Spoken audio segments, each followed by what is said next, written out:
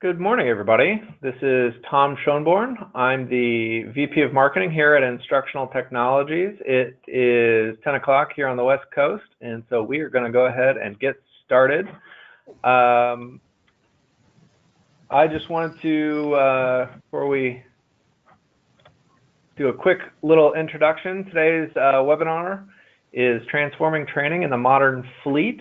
We will be hearing today from our VP of Training Development and Professional Services, Laura McMillan, as well as Don Osterberg, former Senior Vice President of Safety, Training, and Security, probably not in that order, at Schneider. But before we get going with that, and before I do a better job of introducing them, I just wanted to roll through a quick little song and dance about how the webinars work.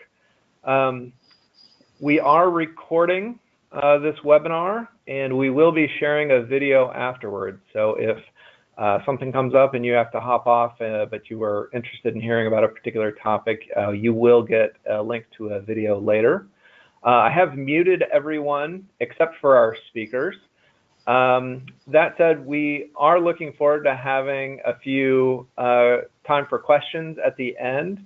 If you look in your GoToWebinar control panel off to the right, down at the very, well, most of the way down at the bottom, there's a little questions tab.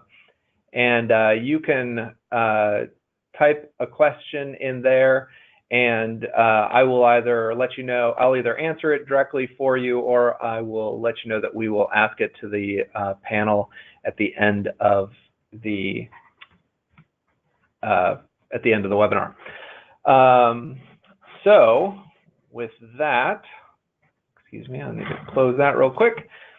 I will get us off and running. So today's event is ostensibly hosted by me, but really you're here to listen to these two people talk. Laura McMillan is going to be leading things off today. She is the Instructional Technologies VP of Training Development and Professional Services. Laura is responsible for acting as the subject matter expert for most of the training courses that are on the Instructional Technologies platform, on the ProTread platform. And is also responsible for our professional services, or our consulting group here at Instructional Technology. So she works with fleets large and small to help them develop their training plans, do custom training, things of that nature. I'm really underselling that. Sorry, Laura. Sorry, no, not enough coffee, I guess, this morning. Laura's background is also in the training development. I highly recommend you go search for her name on Fleet Owner on the magazine right now. They ran a really nice piece about her background and how she has developed in the trucking and the training industry. I can't do a better job than the article that they wrote about her. It was really quite nice, and Laura, it was really well deserved. I think everybody got a really great idea about your background, and we were all really very proud of the fact that they recognized you as being a pioneer in this industry. And so with that, I will turn things over to Laura and let her introduce Don. Okay, thank you, Tom. Welcome, everyone. We're glad that you dialed in for today's webinar, and we're very proud and pleased to have Don Osterberg join us. A little bit of background on Don. Don served as the Senior Vice President for Schneider National, which is one of the country's largest truckload providers of truckload carrier services, logistics, and intermodal deliveries. In his position, he was responsible for safety, security, driver training, and regulatory compliance. So he had a lot on his plate there, and a lot of emphasis on the strategic direction of safety for the entire company.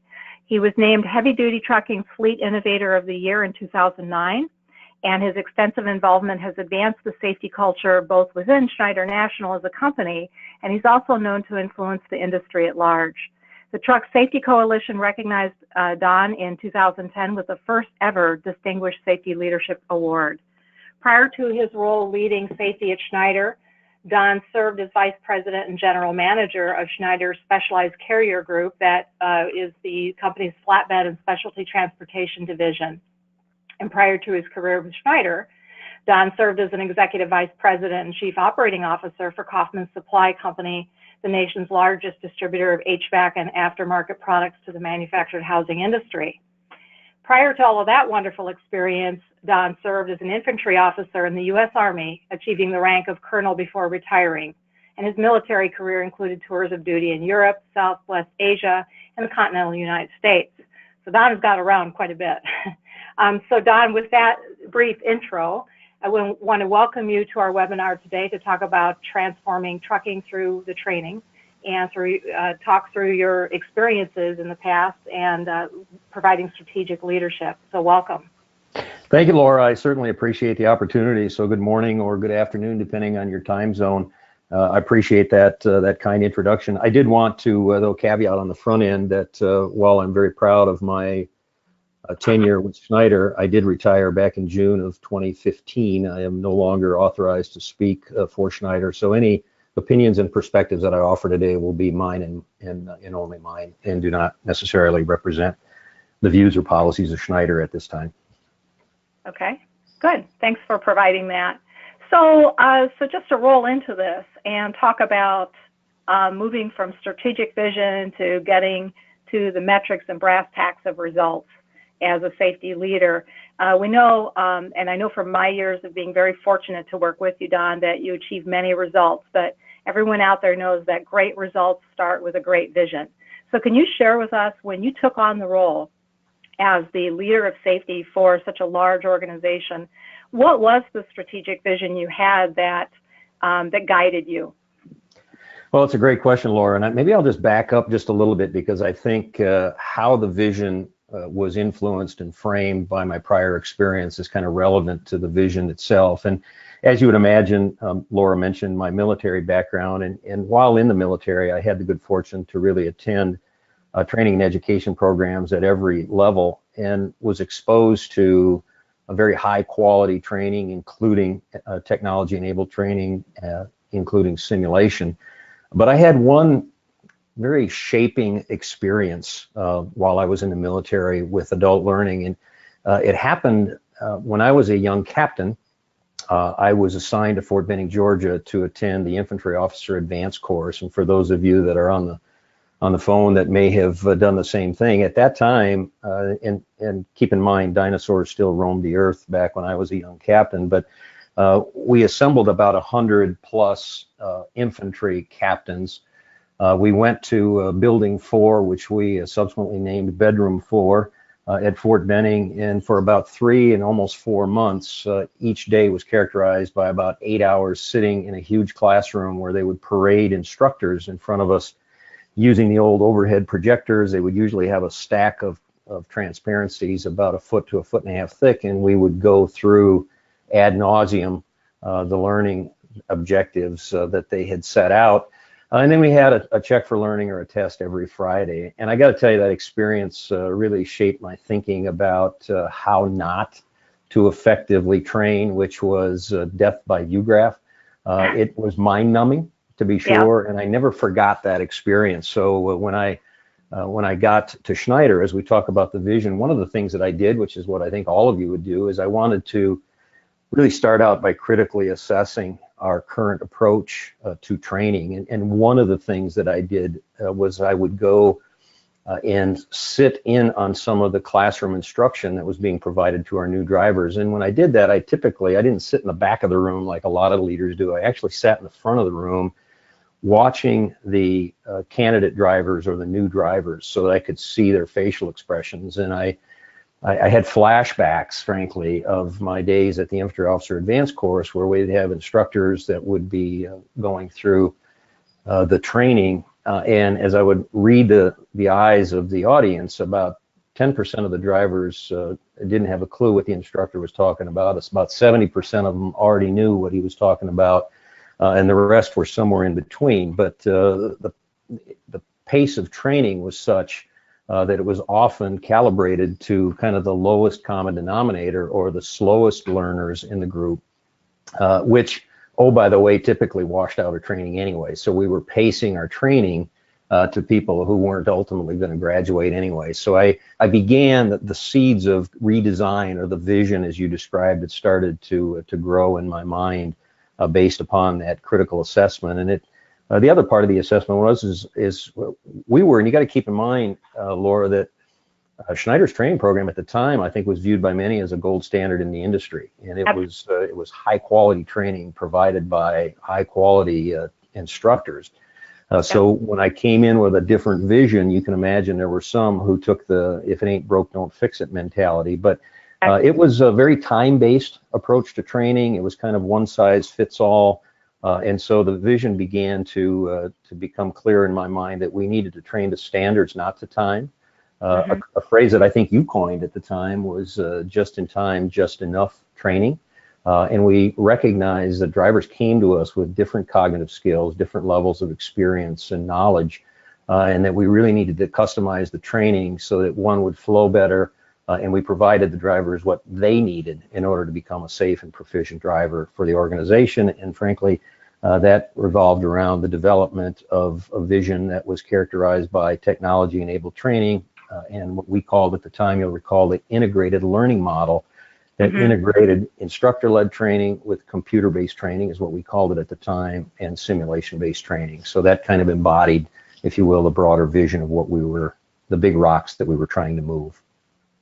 Right, and in thinking through that and realizing that there could be a different way, and I know this will bring back some memories. At the time, we had a biannual BIGS sustainment training, ongoing fleet training event that was twice a year, and was quite a logistics exercise to get all 15,000 drivers or so through in a time-based model. Did you have thoughts about could we do things differently from there? Because that was the tradition of safety training and ongoing fleet training at that time. What were your thoughts then about how could we do things a little differently there? Yeah, and that was key to the thought process. And while that sustainment training, we developed the curriculum, as you'll recall. And then what we did is we brought in field instructors, which were our best, most experienced drivers, and we would put them through a fairly lengthy train the trainer program, and then they would go out into the field and conduct that training for all of our drivers. But if you think about that model, we were taking our best drivers, most productive drivers, off the road for a fairly significant period of time. So we not only, from a cost perspective, we were paying them to do that instructor duty, and we were also losing the revenue that they would otherwise generate if they stayed over the road. So while I thought it was very effective training, I knew that there was a lower cost way to deliver high quality training without continuing to perpetuate that model of field trainers that we brought in off the road. So cost containment was front of mind when we began to look at how we could deliver training in a less expensive format. What were some other goals, maybe from the safety side, Don, when you came in and did that assessment of where the program was, not just how it functioned, but what the results were?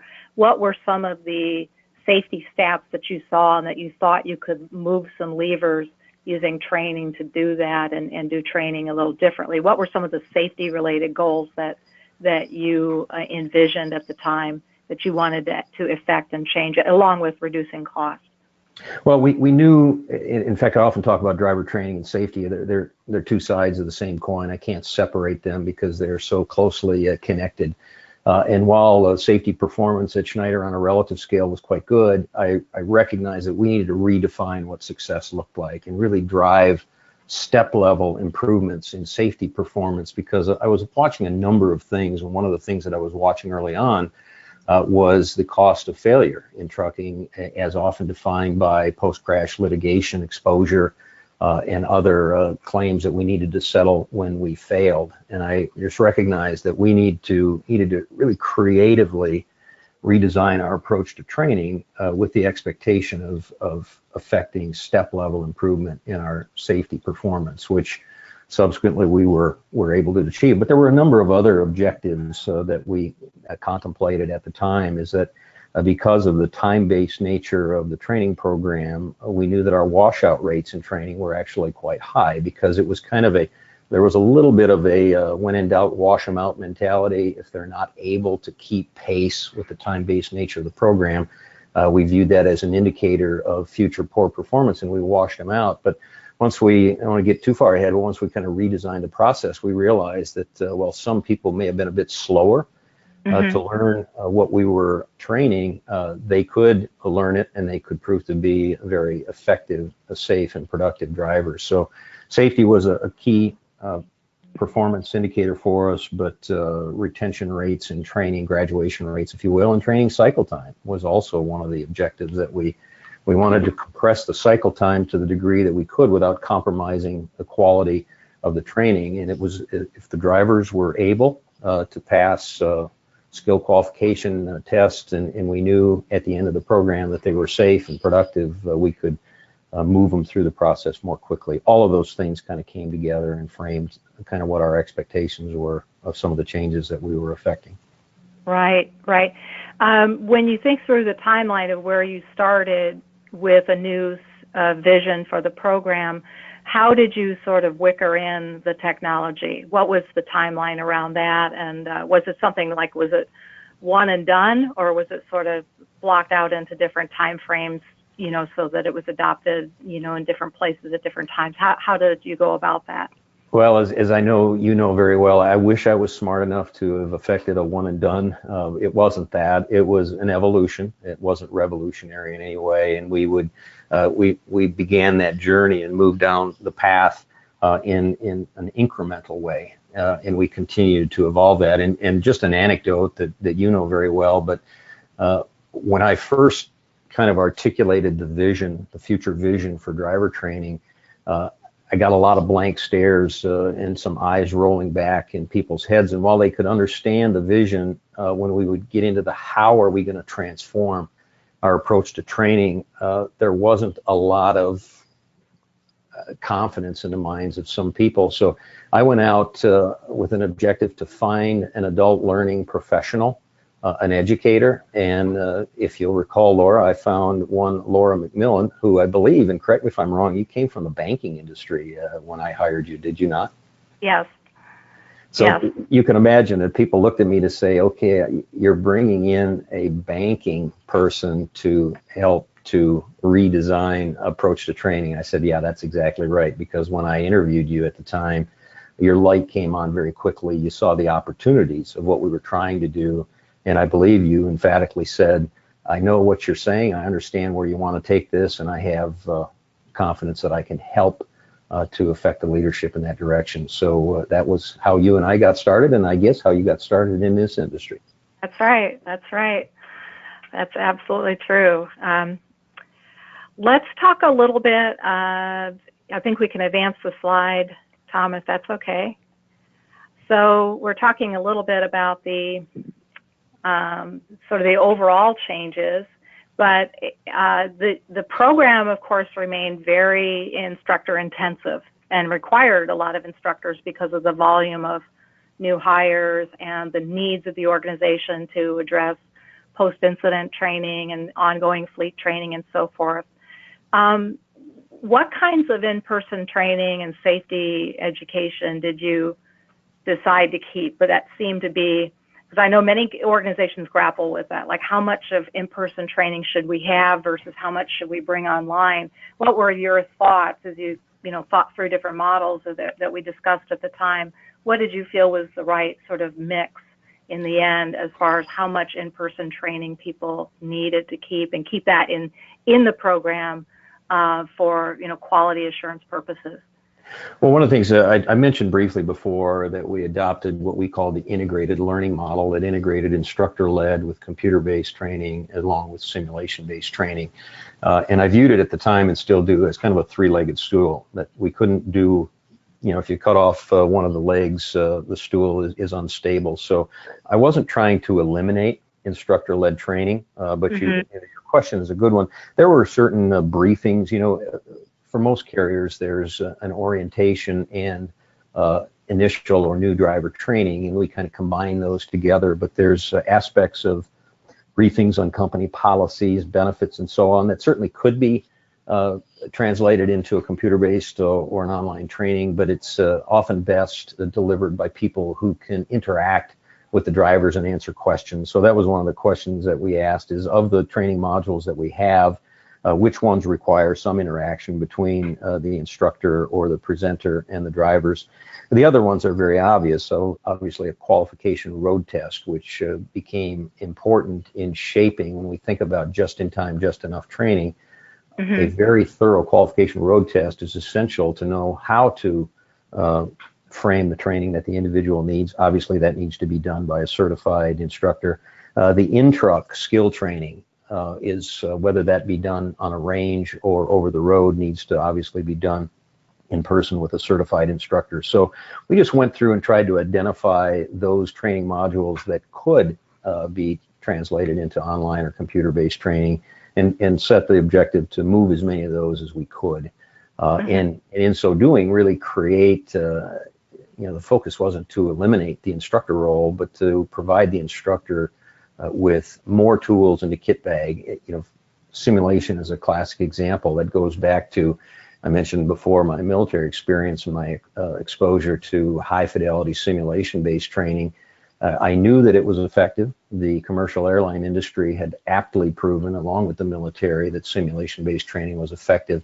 And I asked the question early on in my tenure, do we train drivers with simulation? And if not, why not? And the answer was, well, no, we don't.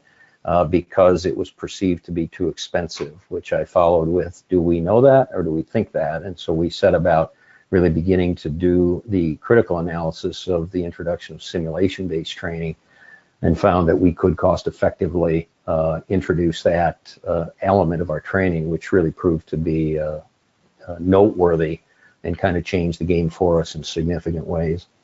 So the technology was used to bring some content online that made sense to present online, such as, compliance topics or standardized information. But there were definitely elements of the program where it made sense, of course, to have qualified instructors lead the training, do the hands-on with students, with drivers, the direct observation, the coaching and consulting aspect of that role was probably even more important, even though the technology was being used. Well, that's right, and we could free up by transitioning those things that could be transitioned to online or computer-based training. We freed up the instructor resources to apply to places where we knew they could have the greatest benefit. And if you really think about, the cost of an instructor, typically they're a pretty high cost resource. So you really had to critically look to say, are we getting the bang for the buck by having them do all of these things? The answer was no. We wanted to focus them in those areas where we really needed their skills and experience. So that is really, that's kind of how the process flowed. And again, it iterated over time. We didn't move everything to computer-based training early on, but remember what I talked about when I'd sit in front of the classroom, and the pace of training when it was purely instructor-led was in many cases painfully slow and unnecessarily slow. So there were, that factored into it as well, to where, if you can get in training to standards and not to time, when the individual can demonstrate acceptable knowledge and skill, they can move on in the training process and not be held hostage to a somewhat arbitrary time-based approach to training. Can you talk with us about, from your point of view, what is the importance of certified driver trainers? Like, does it matter who trains? And that's got a little bit rhetorical, but can you guide us through your thoughts about what it takes for a quality instructor, and not so much the technical side, but more so some of the other qualities that you think make a difference in the quality of instructors, and some of the mechanisms used from your experiences at Schneider that helped ensure we had the right people, training the next generation of drivers? Well, there's a number of things that play into what I think the importance of certified instructors. First of all, if you really think about adult learning, we need the new driver, if you will, in this case, to open their aperture to what is being presented to them. In other words, we need to influence them to learn what they need to learn and to behave the way we expect them to behave from a discipline perspective. And one of the preconditions to influence is credibility. So by having high quality instructors who have been certified, that it brings with them a degree of credibility for those who they instruct. And probably as or more important than that is, I'm sure many people on the webinar can relate to the fact that in discovery, plaintiffs' attorneys frequently will probe into the training that was provided to the drivers, the quality of that training. And one of the questions that's typically asked, this is no secret, is what qualified the instructors who were providing that instruction. Right. So it's important that whether that be a self-certification or certification by a third party, that you have, that can be a glad you asked question in depositions, to say, I'm glad you asked about that. This is how we select our instructors. We had rigid standards around that. And this is the process that we go through in training the trainers and certifying and annually recertifying them to make sure that they continue to be proficient. And it's not just selecting experienced drivers who have 1 million safe miles. It's really understanding that they need to have strong communication skills beyond the knowledge and the driving skills that they have. They have to have interpersonal skills to recognize that the learning methods that are preferred by many other people may be different, and to be able to adapt to the learning styles of the ones that are being trained. So there's a host of things that went into that, but this is one of those foot stomp topics. If you don't currently certify your instructors, you should. And that can be as simple as a self-certification that you put the standards together for, and you print off an 8.5 by 11 certificate of certification, or again, you go to a third party. But that's essential that you do that, in my opinion. Right. Yeah. You certainly don't want to be caught with that question at the wrong time in the wrong place when bad things happen to good fleets, and you're asked, what process do you have in place for selecting your trainers? What training do they receive? How do you qualify? Right. Or what's your general? That's not a time to have crickets go off. Like, no, exactly. Do. So that's the wrong time. So thinking ahead of that, and that's even, as you point out, it's over the years it's become even more of a litigious environment. So it's even more important for safety leaders out there to have an eye on that sort of consequence and be prepared for it. So it certainly is important in its own right that your new hires and your drivers have the best experience possible, and that comes from having quality instructors that they're working with and safety supervisors. But you also want to make sure that on the back end you're protected as well.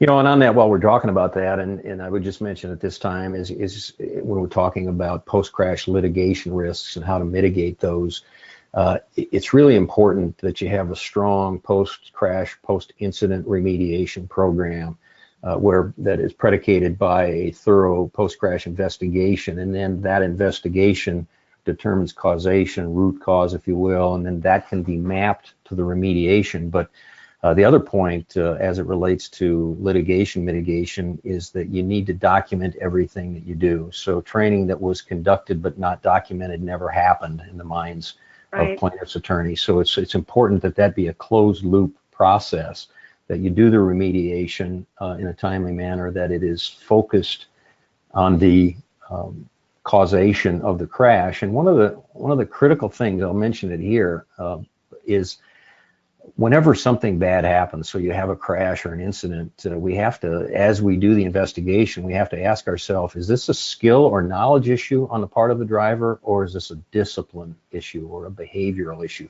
One being, if it's a skill, they just didn't know how to do what they were doing, or they knew exactly what to do and they simply chose not to do it. So they cut corners, whatever it was. And interestingly enough, when we did the analysis of causation, it's a classic 80-20 rule. About 80% were discipline issues, not skill or knowledge issues. But historically, we would apply a skill or knowledge remediation to an issue that wasn't skill or knowledge related. It was behaviorally related. So you have to make that, if you make that call wrong on the front end, the remediation that you prescribe will miss the mark. So technology, certainly simulation, helped us to identify where we had a skill or knowledge issue and which conversely were behavioral or discipline issues. So it's all kind of tied together in a closed loop process, I guess is what I'm saying. Yeah, absolutely. And on a more prevention front, where an incident or accident has not happened, but it's more prevention minded, how did the use of, say, the computer-based training, how did that change up that sort of biannual static training that had been done forever? How did you use technology to sort of modify that preventative fleet training with online training? What approaches did you take? Did you increase the frequency? Did you change the topics? What were some of the things that you did differently with that preventative training? Yeah, when you go back to kind of how we have the luxury as motor carriers to be able to critically analyze our safety trends based on the performance, and then focus our sustainment training in accordance with those trends that we see. We asked and answered the question, what's magic about a semi-annual sustainment training? And we realized that the frequency, it was largely driven by what we felt we could afford, not necessarily at the time what we thought we needed.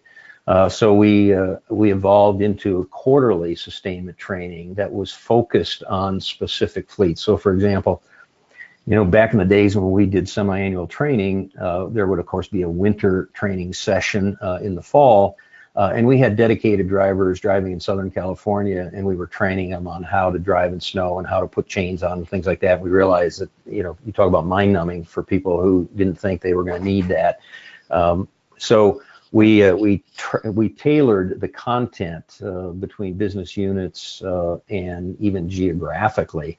And then we evolved further to really more monthly sustainment training, and we included an annual recertification training session with drivers. So we kind of evolved away from semi-annual training through quarterly to monthly, and then really where we kind of ended up is let's provide, in the spirit of just in time, just enough, let's provide the drivers what they need when they need it, irrespective of some predetermined frequency for sustainment training. So that's kind of how it evolved for us, and it was really the ultimate maturation of the concept of just in time, just enough training.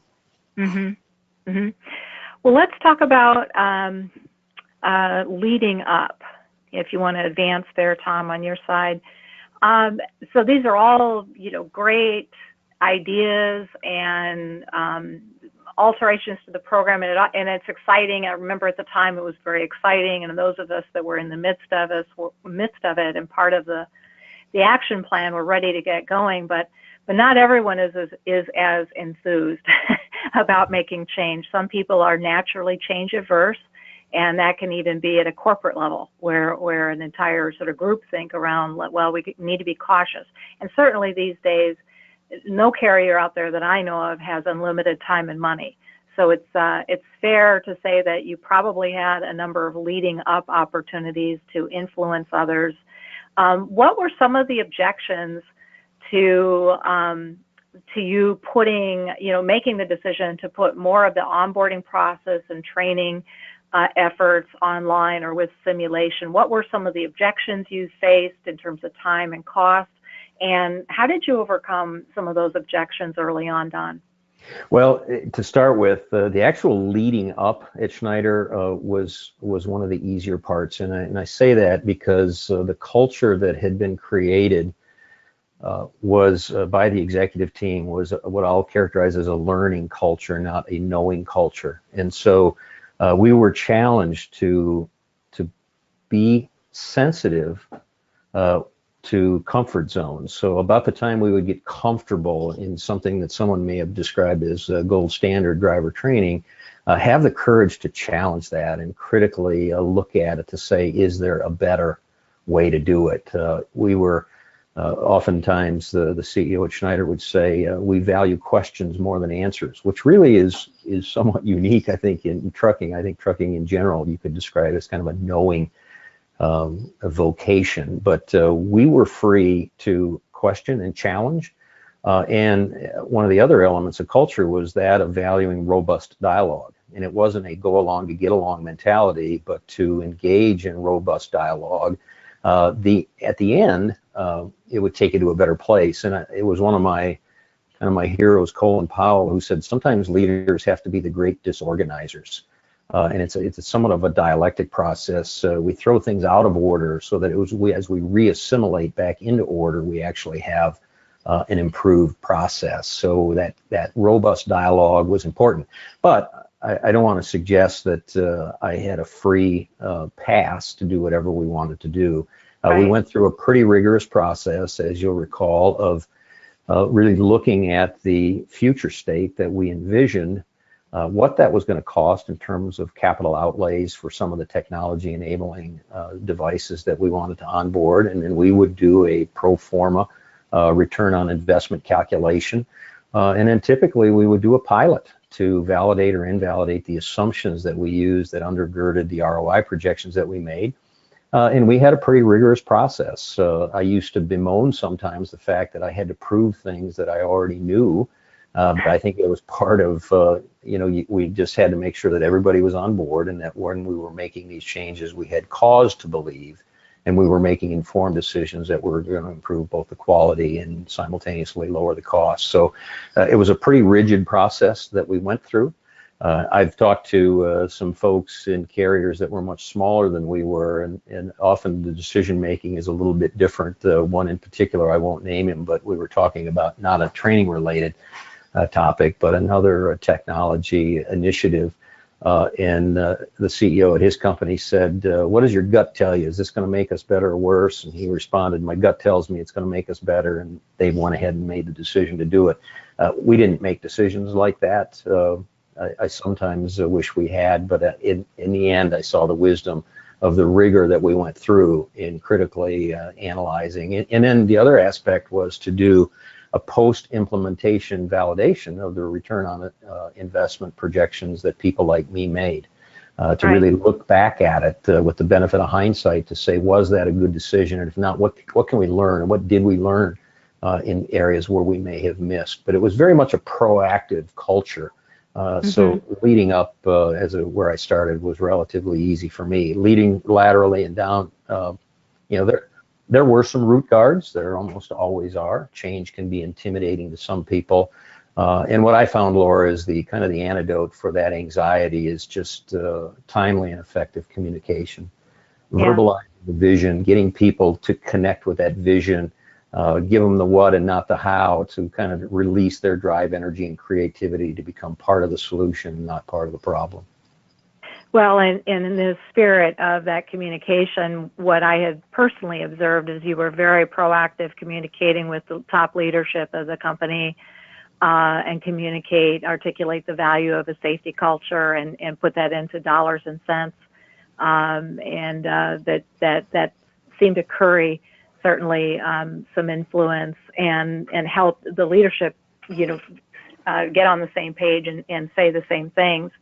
We've often said that if safety is not embraced by the top leadership in the company, that no matter where the program emerges or the effort emerges elsewhere in the company, it's not likely to win unless you have the leaders on board.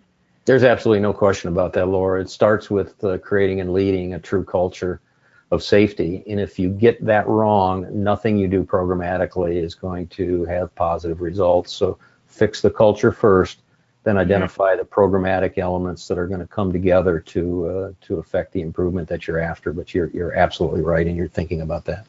Yeah. So what were some of the biggest wins during your years there at Schneider that you're most proud of, Don? Well, first and foremost, when success and failure is measured by lives lost or lives saved or injuries sustained or injuries prevented, it creates tremendous passion and motivation to focus on improving the safety performance of the fleet. And I'm pleased to say that we had a very nice southeasterly sloping trend line in the reduction of both crash frequency and crash severity during that time, and that was the ultimate metric, was to improve safety performance. But at the same time, recognizing that carriers are in business to make money, we wanted to make sure that we were training as efficiently and effectively as we could. So lowering training costs by doing a number of things. One of the things I mentioned briefly before was improving graduation rates from training. We spent a lot of money to make the phone ring and to go through the onboarding process of new drivers just to have them wash out in training. Now, I'm not suggesting, you need to wash out those that need to be washed out. But we said if we can spend a little bit of focused time and effort with some of these folks to bring them up to speed to the standards we had identified, we can graduate a higher rate. And we did that. And we saw that as one of the byproducts.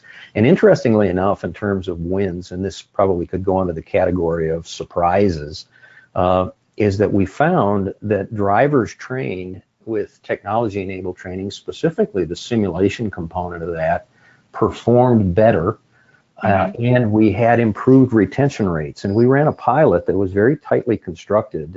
And one of the things, one of the outcomes of the pilot group that was trained with simulation was they had a significantly better retention rate than drivers that were trained with the legacy approach. And I was a bit confused by that, and I had one of our drivers explain to me why that likely was. And he essentially said that when you train better, and when you train with simulation where you can expose drivers to conditions that you can't otherwise safely replicate using conventional means, you avoid what he called terminal anxiety. And I said, what the hell does terminal anxiety mean?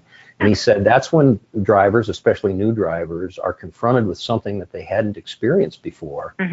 And they have basically shut down to say, this is more than I bargained for, and they may park your truck on the side of the road and give you the courtesy of a phone call and tell you where it is. Otherwise, they may get out and take a cab home or take a bus home. So avoiding that terminal anxiety through better quality training. And when you think about that, winter driving, I mentioned that briefly before. I really can't train winter driving in Dallas, Texas in August.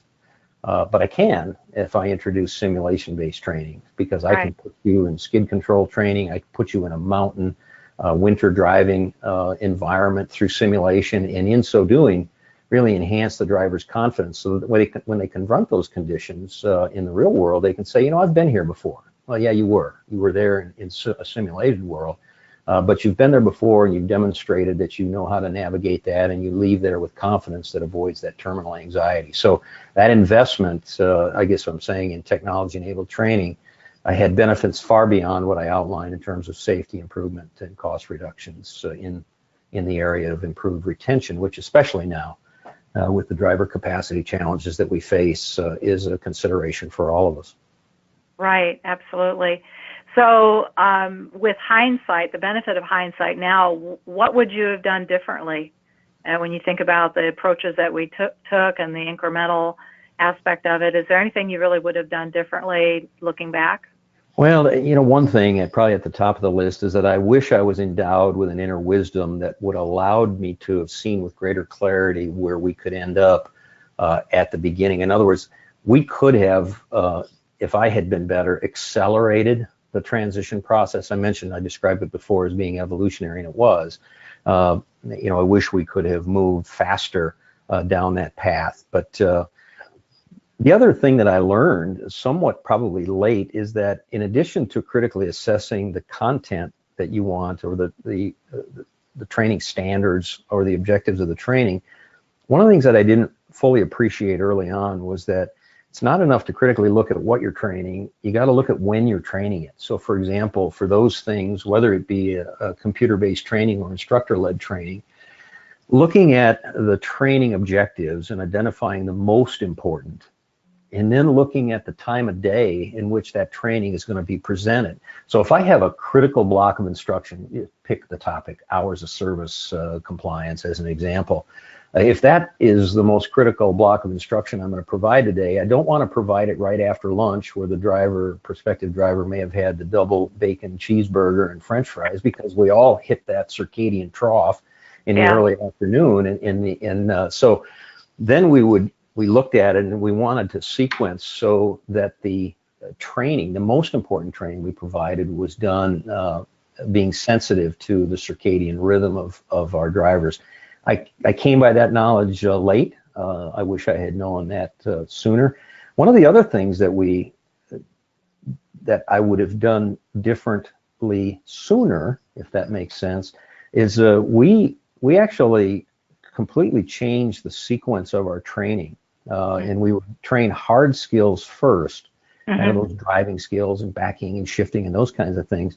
Then we would send the drivers out over the road with what we called a training engineer, an over-the-road trained instructor, and then we would bring them back from the over-the-road portion, and then we would get into the soft training skills. And the logic behind that was, and again, this was some drivers that gave us feedback on the training program, was to say, when you were teaching soft skills, before I had the opportunity to go out with an over-the-road instructor, I didn't have the context. You know, we're talking about navigating a scale. We're talking about how to placard a hazmat load. They really had no context to internalize the instruction that we were providing. But by going out with an over-the-road instructor, and they navigate scales and they do placarded loads, when they come back and we present those soft skills, their aperture is much more open and they have the context to really understand and internalize what we're training. So that was one of the things that we learned, and in hindsight, I wish I had learned that sooner, and I think we could have accelerated the benefits even greater. But that's just a couple off the top of my head of things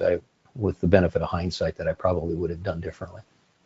Yeah, I would say, if I can add to your list, I would say a surprise for me is that we initially started overhauling the entry-level new hire training program, and certainly it was a very cost-intensive program, so there was a desire to move a few levers for cost and safety there, and I understand that, but I also realized, had we started with the over-the-road training perhaps first, that we actually could have shortened the training cycle time, to your point, resequence training and possibly shorten the overall program faster, maybe a little bit faster.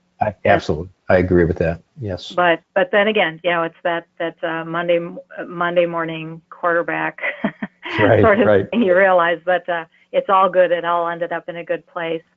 Well, let's move on to giving a little bit of advice. This whole period of time we've been chatting is all stands as good advice. But specifically, and I know you offer work with companies and with individuals now that seek your advice out, but for the benefits of those folks that have joined us today, when you're coaching or you're training, talking with training and safety managers and leaders who are more of the one-man band, if you will, who wear many hats and they have many priorities on their plate and not necessarily a lot of resources to go to. When you're working with folks that have lots of capability on their own, but don't have a broad bandwidth per se, what priorities would you suggest that they adopt, or how would they go about maybe deciding how to prioritize? They don't have to do everything at once, obviously, but what are some priorities or skill and priority would you offer them? Well, it's a great question, and I'm not naive to the fact that I had the luxury of resources that many of the small carriers don't have that luxury. I could go out and hire an adult learning professional from the banking industry and bring that person in. We had data analysts that could look at our trends critically and identify where opportunities were, and I know that many carriers don't have that. But kind of starting with a critical assessment, you really need to be able to critically assess. Don't fall in love with your own ideas, and keep in mind, sometimes as leaders we have to be the great disorganizers, as I mentioned before, but critically assess training. And one of the things that I've found that I don't think broadly we do enough is to solicit feedback from our customers. So if you think about from a driver training perspective, who are our customers? It's mostly operations leaders, driver leaders, and other operations leaders. So go and actively ask the question, what don't our new drivers do well? And they'll give you a substantive answer to that. I can almost guarantee it.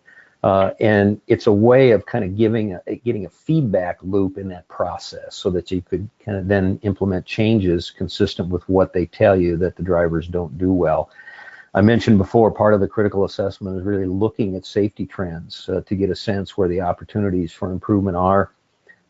You can solicit support from industry suppliers. If you don't have the bandwidth to take on the challenge of critically assessing and redesigning, there are people out there who specialize in driver training who can help you to apply kind of a solution out of the box that can be customized to the individual needs of the carrier. So don't be afraid to ask for help. I already mentioned, as part of that critical assessment, look at what you're training when, time of day type of thing. Make sure you're training the right things in the right way at the right time. Post-crash and incident training, I mentioned before, identify, is it a skill or knowledge issue or is it a discipline issue? And have an objective way of assessing that becomes important as we contemplate remediation. So that's important. Implement detailed post-crash investigations. Sometimes I find that the post-crash investigations that I see with some of the carriers I work with are probably too superficial. So we need to do a better job with that. And then, as I mentioned briefly before, as part of that kind of redesign process, to map remediation to causation. And then again, document what you do. That becomes critically important. So it's critically assess current state, creatively think about alternative ways to do training, focus on training to standards, not training to time, create the capability to provide drivers what they need when they need it, not a one-size-fits-all solution. So that's kind of a word blizzard of things that I would think about if I were one of the one-man band people that are challenged with improving their driver training. What about communicating with, like a frequency of communication with key people in the organization? I know you can espouse to the benefits of that, but do you give guidance around how often to communicate or what to communicate so that you can build those internal relationships and, really support the people, like you said, really demonstrate that you're supporting the customer? What are thoughts or guidance? Well, yeah, and one of the things on that is that if you think about the role that I was in, and probably a role that a lot of the people on the phone are in, is that you don't have the authority to compel a lot of action. Your ability to affect change is through influence, not through command, if you will, or the authority to compel that action. So, the first thing is to build credibility with leaders and really everyone within the organization, so that when you speak, they know that what you're going to say is an informed opinion that you've thought through thoroughly. So create kind of that credibility, and then communicate frequently as you can in as many audiences as you possibly can. And I used to have an old boss many years ago who said most organizational challenges come down to a communication issue where if we disagree as professionals, it's because I know something you don't know, you know something I don't know, or something got lost in the communication. So by opening up those lines of communication based on the credibility that you've established, we can make sure that we are all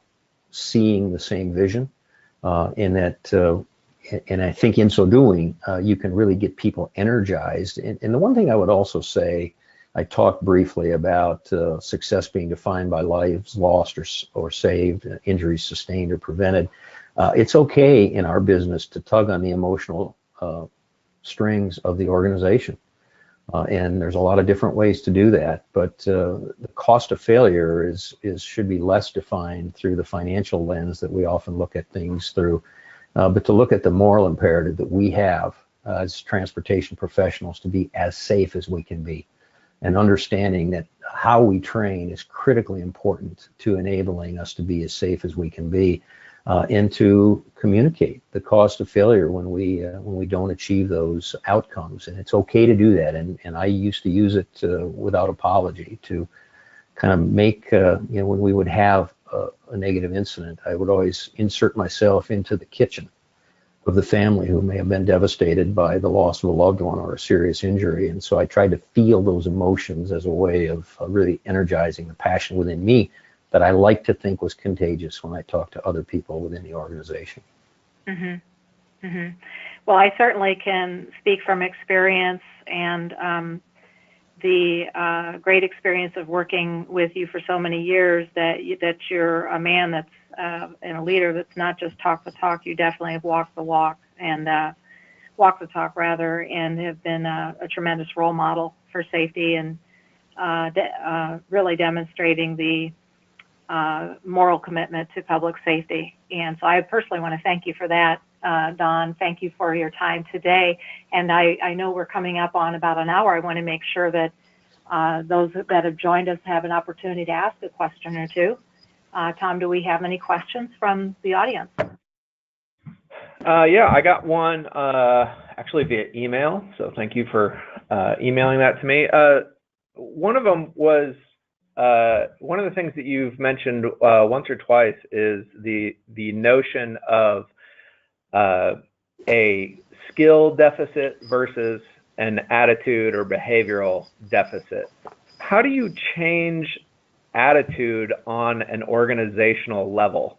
You know, as you mentioned, if that's the 80% mark, how do you change that for a large group of people where they know the speed limit, but they're, you know, consistently going sort of above that amount, or their DVIRs are not up to snuff, or, you know, how do you change it so that they might know the right thing to do, but they actually do it?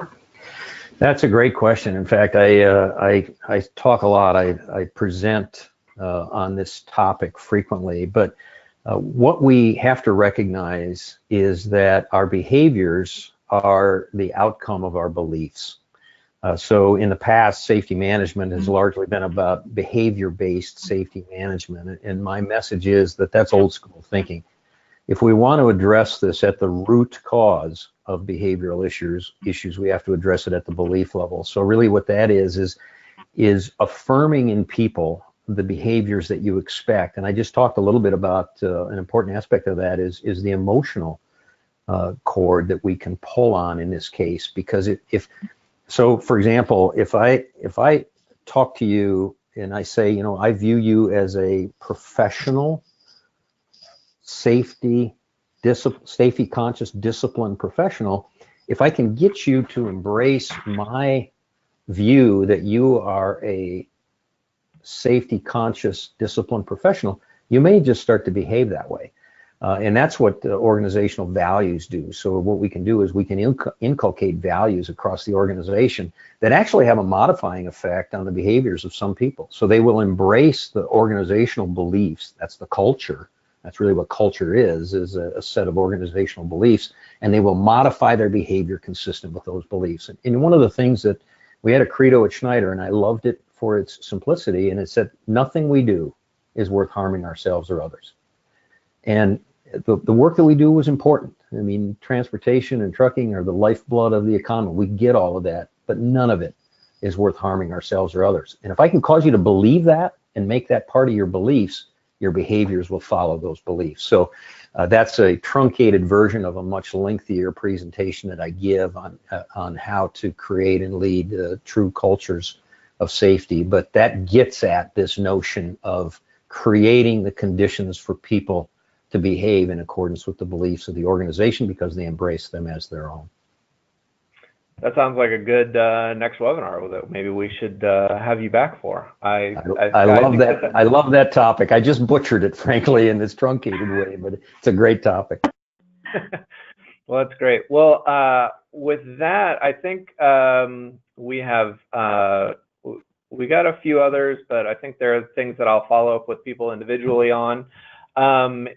And with that, I'd like to say thank you to both of you. Listening to Laura present and speak is one of the real benefits I have of working here at Instructional Technologies, and to get to do that with her mentor is sort of a double treat for me, and I think for everybody else here. So thank you both for your time today and for all the great advice. I was joking offline with somebody while we were going on that I need to create a podcast with the two of you, just interviewing various people here. I think that you two bring such an interesting perspective to things. So thank you very much for taking time to share all your advice and wisdom with us today. It was my pleasure. Thanks for the opportunity. Okay. Everybody, thank you for attending. If you have any questions that I can follow up with afterwards, feel free to shoot them to me in an email.